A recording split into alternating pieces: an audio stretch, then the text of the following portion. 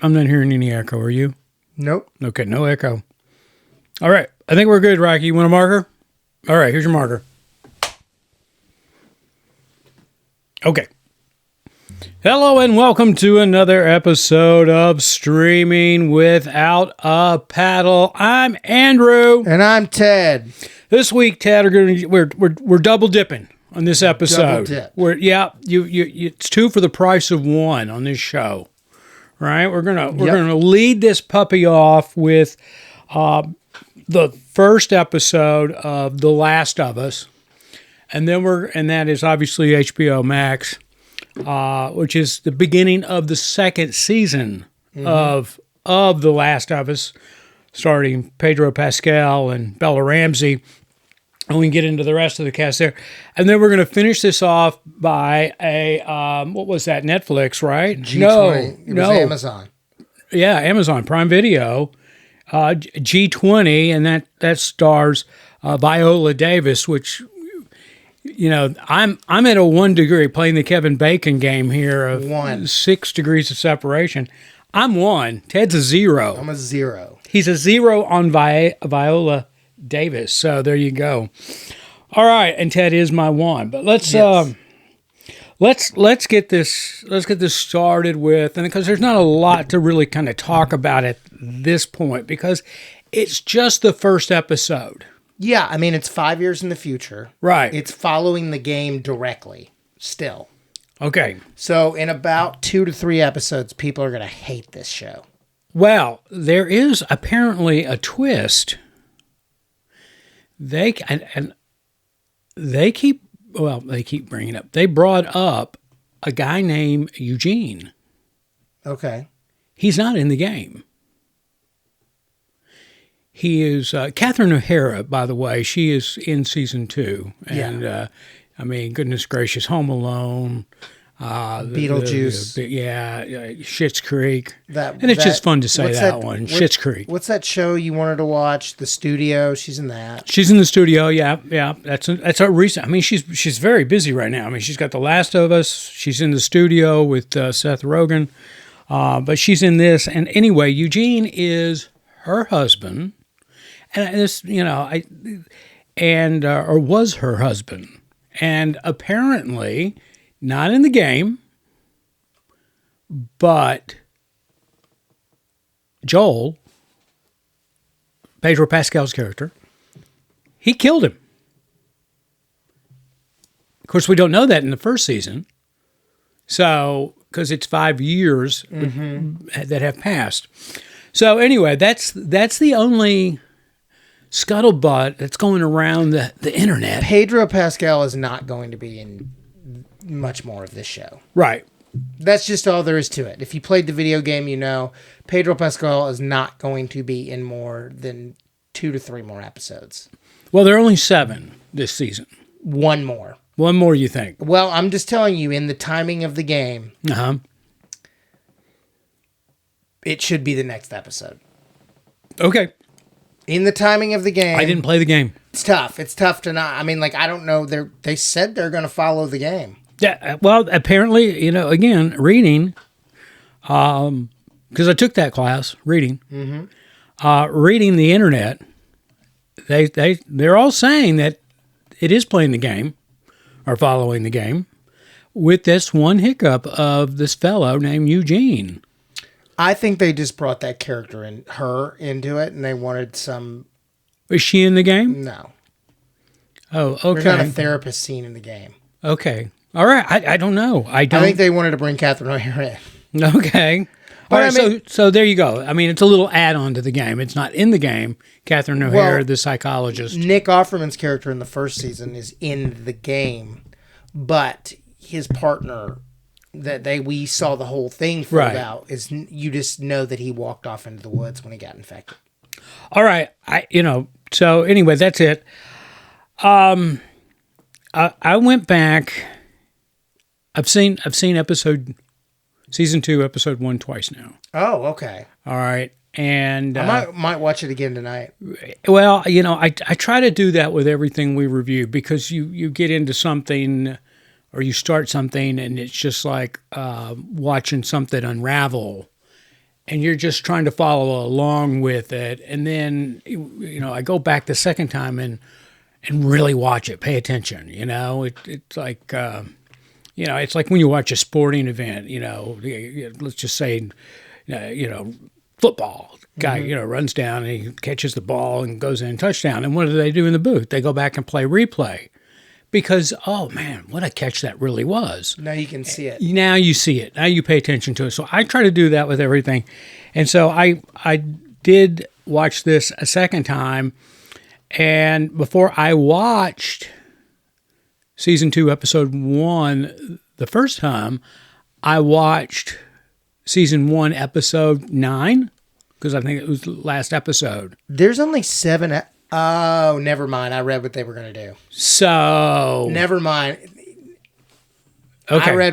I read how he described this. Yeah. Okay. All right. So anyway, I did that. My takeaway from season 1 to season 2 was, and I really paid close attention to it, was Pedro, and the production had to be, at least a year and a half difference from the time they shot the first season and the time they shot the second season. Because, goodness gracious, we were watching Last of Us during the pandemic. That damn pandemic. Yeah. Right?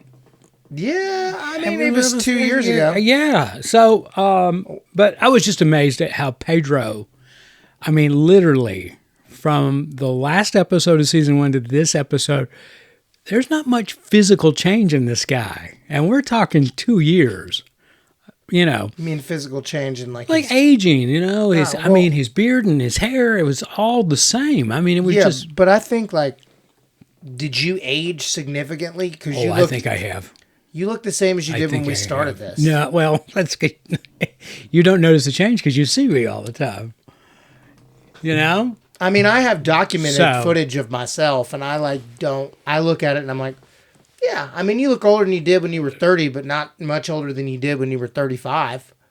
It's a little more gray hair, a little more this, but I don't think you would see a significant change in 2 years. I was taking it, all right, goodness gracious, they're going to look different. And maybe that's why they started season 2's off by saying 5 years later. She looks different. So Bella looks a little different. I noticed that, and that was one of the things that got me with Pedro was the fact that he really didn't change. But I guess he's supposed to be in his 50s in this. Yeah, I don't know how old he is in real life. I think he's about 50. Okay. So he's, but he's my hero. Well, he's great. But everybody, everybody in Hollywood dyes their hair, dyes their facial hair. So I think that's probably what he really looks like. And then they're like, yeah, don't dye your hair or facial hair. And he's like, okay. Here's. Do you have any issues? I went into this really, really stoked. I don't have any issues. It's setting up the way I want it. The fact that they're following the game makes my day. I've heard rumor that they're going to put out a third game. And then... So I don't want to ruin anything. But the game is 2 different games. Okay. That's all I'm going to say. And if our listeners have played the game, then they, like know what's going to happen. Right. When it... So there's no way we can spoil anything for those people. Now, I haven't played the game, and I'm sure there are listeners out there that they too haven't. Yeah, you don't want to ruin this. You want to have it happen. Here's my issue with this episode 1. One, I came into it really stoked because when we left in season 1, episode 9, there was a lot of action in that episode. Mm-hmm. A lot. At the end, the Fireflies all get it, and by Pedro trying to save Bella's life because they were going to kill her, and that goes away. And supposedly, the Fireflies are the good people, right? And of course, at the beginning of the episode, there were the fungi people. And so there was a lot of action in there. There wasn't a lot. I came into this episode really stoked, like we were just going to jump right back into it, basically like episode 1 of season 1. Nope. I mean, Not gonna do it. that fired up. I mean, it was like, okay, gunfire. This is not going to do it on this. It's going to take a couple episodes. So it was, I was a little disappointed in that. Bella Ramsey's character, Ellie, when we left season 1, she was 14 years old. She's 19 years old now. In real life, she's aged 2 years or so. That's an estimate. But in real life, she's probably 20 years old. Right. So we're playing her younger before. Like, we're playing a 16, right? 17-year-old playing 14. Here's my problem with Bella's character. Bella's character in the 5 years between the 2 seasons, her character didn't mature any. She's still acting like a 14-year-old kid that's playing a 19-year-old, or that is 19 years old. And in real life, how old is she? 21. 21. But there's just such a lack of maturity in that character. And, and then the opposite side of that was the fact that Pedro's opening scene, after you already know 5 years have passed, because it basically opens up by saying that 5 years has passed. Pedro's character is older. I mean, he's playing a guy that's really tired. He's just, he doesn't have the where to all the gumption, the fight, as much as he did when he was in that first episode, or first season. And by the way, episode 9, season 1, episode 9 ends with Joel and Ellie making it to Jackson, Wyoming. We left off with them on a hilltop looking down at the city, and that was where we made it. We made it to where we need to be. Mm-hmm. And now this one picks up. They're living in Jackson, and they've assimilated into the community because it's 5 years later, and Joel's character has taken on kind of a leadership role, an unofficial leadership role. He's not on the council or anything, but he's a wise man, and he really played that in this. Whereas I think that Bella's character, Ellie, she still acted like that 14-year-old kid. That's all I had. In the game, she does. Mature. No. She still acts like a 14. Yeah, she's acting like that's her. Like in the game, she acts spoiled. Like not spoiled. She acts like a brat. They're trying to get across that she acts like a brat because she's mad at Joel. Okay. So I think what Bella Ramsey's doing is on purpose. Okay. See, I don't know that because I didn't play the game, but it was so disappointing for me. Well, you just need to let this beautiful flower unfold. All right, I will. We'll talk about this at the end of the next 7 weeks. Okay, yeah, that puts us in May. That's fine. Yeah, no, because I'm going to still watch it. What I am not watching anymore before we get into G20 here, what I'm not watching anymore, or at least I'm not going to say, oh, it's Sunday night, it comes on, I'm going to go sit down and watch it, is The Righteous Gemstones. You're done. I tell you what, the first episode had none of the main characters in it. Bradley Cooper played the grandfather or the great-grandfather, Gemstone, back in the Civil War days. And then episode 2 and 3 were the family, the characters that we've grown to know in the first 3 seasons, I guess it is now. Or no, this is the 3rd season. Whatever it was. And then last night's episode, which was either the fourth or the fifth episode, they went back to a flashback, and Danny McBride and the rest of the cast, Adam Levine, none of them are in that episode. They went back with a whole new crew. John Goodman's still in it, playing a younger himself, and then they brought in child actors to play the Gemstone children. at, anywhere from, I'm just guessing here, age 10 to 16 or 17. And so, Danny and those guys in it, they're the ones that are funny. So I was really disappointed. We're halfway through, we're halfway through the series, and halfway through whatever this is, we've only had the guys there, the team. The rest of it's been flashbacks. I don't watch that show, so. But this is a real disappointment. So, all right, Ted, let's get to the meat and potatoes of this show, and that is G20. G20.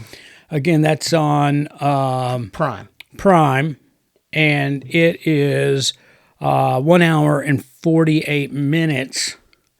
It's an action thriller. Didn't feel like it.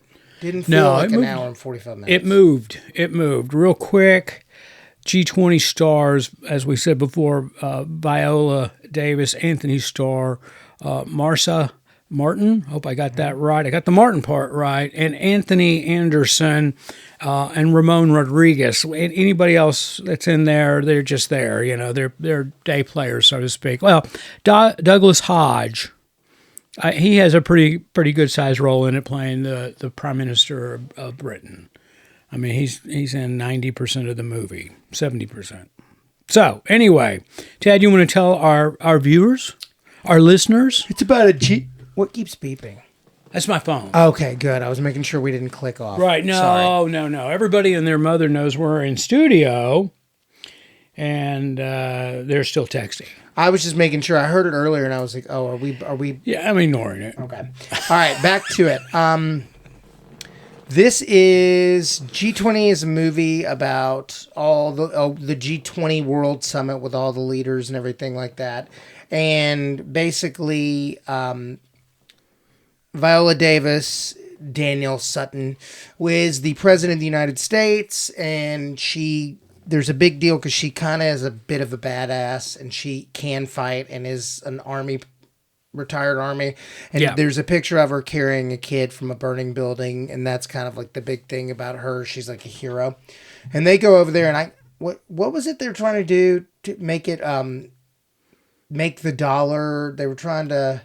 Well, I think she was trying to get all the G20 countries to participate in, I think, a literacy program or something. But what was feeding, hunger. Yeah, what was the dollar thing, though? It was the digital, crypto. Crypto. Anyway, and they're all there, and Anthony Starr, who is working in the security, but basically has his own team of security, they do a coup and they take all of them hostage, but she doesn't go hostage. Her, the Prime Minister of England, and the South Korean First Lady, and where was she from? Another diplomat of some sort. Another diplomat of some sort. Yeah. And her security detail, Viola Davis. And the whole movie is basically about them Anthony Starr trying to find her and get her to read this thing, and then that they can make an AI fake of it and all this stuff. And Anthony Starr's great. She's great. Everybody's really great, honestly. Anthony Starr is solidifying that he's only going to be bad guys. And just to touch on what the objective is, Anthony Starr and his team is they're trying to crash the U.S. dollar so that everybody dumps the dollar and goes crypto, which they are controlling the crypto. That's it. So I guess, and I don't know how crypto works, but when somebody creates one of these coins, it's not a physical coin. It's just it's just an arbitrary number of how many coins exist. And so there's a wallet, an actual wallet that contains all the crypto. And it goes up and down. And it depends on who's, it's like the bank that holds all the crypto. And the value, the more people want the crypto, the more value that bank becomes. So anyway, and he has possession of Anthony Starr's character, Rutledge. He's got the wallet. He's in control of all the crypto. So he's running the price of it up. We've just given the entire movie away, minus exactly the last 7 minutes. That's all right. That's all right. You can read all this online. It's very worth watching. Yeah, we're not. It's an action thriller. It's another twist on a president that's a badass that's trying to be killed or manipulated by somebody else. Ted, I think, alluded to it. White House Down. And there's another one. Yeah, well, London has fallen. London has fallen. Of all of those Olympus movies, fallen. of all of those movies, this is better. So, of all the presidential, the White House is going down, and the president must fight movies, this is better. I'm not going to go that far, but I'm going to say that I didn't think it was a bad movie. I thought Viola Davis did a great job. I've just never been a big Anthony Anderson fan, and it was really hard for me. I could see her as the president in this, in her role as the leader of the free world. I had a real hard time accepting that Anthony Anderson was the first gentleman. I just didn't see a lot of chemistry with them in it. That's where I'm going. I hear that. I'm sorry. I mean, I just, her assigned Secret Service person, who's played by Ramon Rodriguez. Yeah, I could actually see them playing the first lady or the first gentleman, excuse me, and Anthony Anderson actually being her wingman, her agent, her assigned agent. I mean, I think they got those backwards, to be honest. That's just my opinion. But Anthony Starr did great. I mean, he plays the bad guy really well. And you're not recognizing the name Anthony Starr. You'll know Homelander. Yeah, you'll know him as Homelander from The Boys, which is another Amazon vehicle. So, and the kids did great in this. Especially the girl. Yeah, I can't right. What was her? Yeah, Marisa Martin. She did great, and Christopher Farr, who plays the son, they did great too. I mean, really good job. Everybody was good. Yeah, it was. So I did. I enjoyed it. It wasn't woo, that was awesome. I mean, but it had some moments. It was okay. I mean, it was like when that car ran through the thing that I don't want to give away. That was pretty awesome. Did you not notice the secondary charge though? That wasn't supposed to happen. Yes, I did. I knew your nerdy self would. I knew you would see it. I was like, that was not supposed to happen. So, and speaking of which, something I noticed too, and I'm just going to jump back to, The Last of Us. Everybody, I mean, of course, this is a post-apocalyptic movie, right? And if you've got something, it's because you more than likely scavenged it, right? Everybody's hip holsters were brand freaking new. I didn't notice that. Yeah. You had to go back and watch it. Well, I'm going to do it tonight. My wife's going to dinner with her friend. I'm going to rewatch it. Yeah, I was laughing. I mean, they were straight out of the package. That's funny. I'm sorry. That's the old props guy in me. I mean, I saw it. You have done everything. Well, it's really funny. When I watch something, not because I've done everything. I think when one of the biggest jobs of a producer is continuity. Mm-hmm. Yeah, and you've got to maintain a certain level of realism and continuing flow in this. Let's give him. Sorry. Yeah, no, that was it. I was just so blown away by. Oh my God, they were right out of the bag hip holsters. Yeah, I need to rewatch. Yeah, do watch. You'll laugh.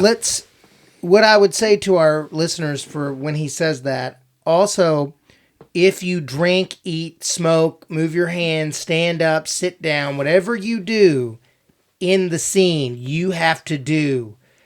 You can deliver the line with a different inflection, but you need to do as close to that as possible every scene. Yeah. Every take.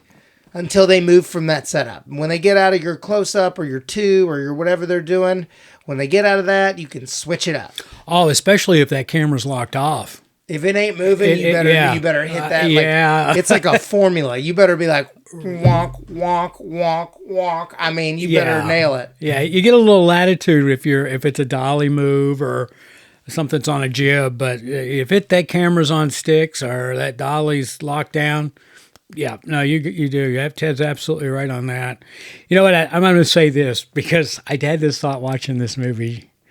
Viola Davis is everything that Kevin Hart wants to be. Yes, a superhero. I agree.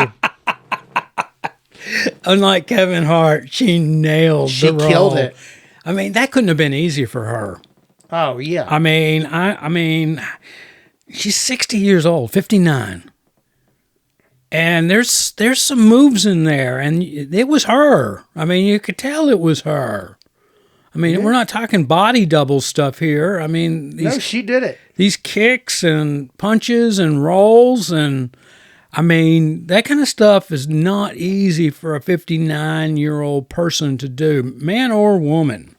So, but yeah, no, she was. If you're trying to figure out the level, the gauge that Kevin Hart has set for himself to become the next superhero, and I hate calling him a superhero. What is that? Action star? Action star. There you go, action star. Then Viola Davis nailed it in this movie. In the first take. I mean, it was good. I had that thought. I was like, she's everything Kevin Hart wants to be when it comes to. She was great. Yeah. When it comes to an action star. So anyway, all right, Ted, let's get some numbers on this. We're not going to do numbers on The Last of Us. Not till the end. Because it's just, it would be a bad score right now if I were to throw one out because my hype was so pumped. Just wait. I'm going to have to, but I'm sad right now. I will go first. Yeah, go. I'm going to give this like a 6-9. I'm a 7-1. Pretty there. Thinking about it and in past reviews and 7-1's okay. I mean, it was not a great movie. It's entertaining. But it is, in retrospect of going back and looking, it is my lowest scored action thriller kind of movie this year. Still worth watching. I gave, no, I'm not saying it's not, because I even gave that Jamie Foxx and Cameron Diaz movie, I think it was a 7-2. And that's a little better than this, just a little bit. A hair. That was tough. I was, which one was better?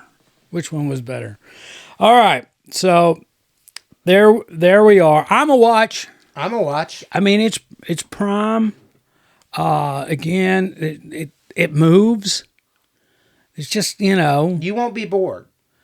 No, it was excellent story, and I guess we have to say the director or the direction of this was great. Patricia Riggin, she directed it, and this is probably the biggest thing that she's done in her career.